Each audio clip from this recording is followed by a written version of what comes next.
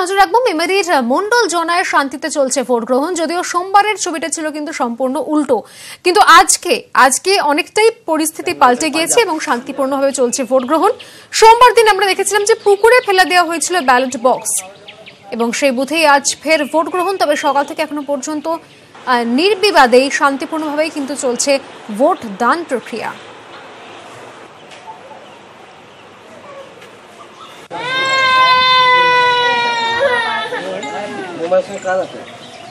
Bengal Punjab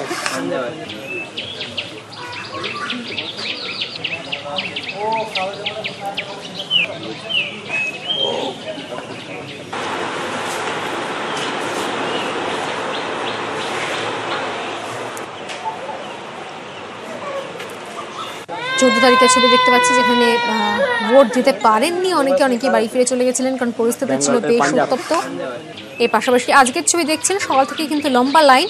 vote দানে উৎসাহ কিন্তু এতটুকু কমেনি এখানে, এবং তার পাশাপাশি কিন্তু শান্তিপূর্ণভাবেই চলছে ভোট গ্রহণ প্রক্রিয়া।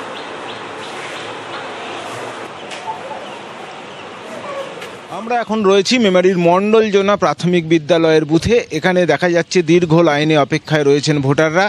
সোমবার ভোটের দিন এখানেই ব্যালট বাক্স বাঁশ বনে ফেলে দিয়ে 3টের সময়ই ভোটকর্মীদের গাড়িতে তুলে দেওয়া হয়েছিল। সেই কারণে ভোট বন্ধ হয়ে যায় এবং আজকে তারই পুনর্নির্বাচন হচ্ছে এবং দেখাই যাচ্ছে যে কড়া নিরাপত্তার ব্যবস্থা করা হয়েছে। এখানে সশস্ত্র পুলিশ ছাড়াও রয়েছে র্যাব। আজকের নিরাপত্তা কেমন দেখছেন? ভালো। হ্যাঁ, ভালো, ঠিক আছে। আচ্ছা, আজকে নিরাপত্তা কেমন দেখছেন? ভালোই আছে। আগের দিনে এরকম ছিল না? আজকে নিরাপত্তা ভালো আছে, আগের দিনে এরকম নিরাপত্তা ছিল না। আজকে নিরাপত্তা খুব ভালো আছে, কোনো সমস্যা নেই। আজকে বিক্ষিপ্ত কিছু সমস্যা ছিল, বাকি আজকে সব ঠিকঠাক আছে।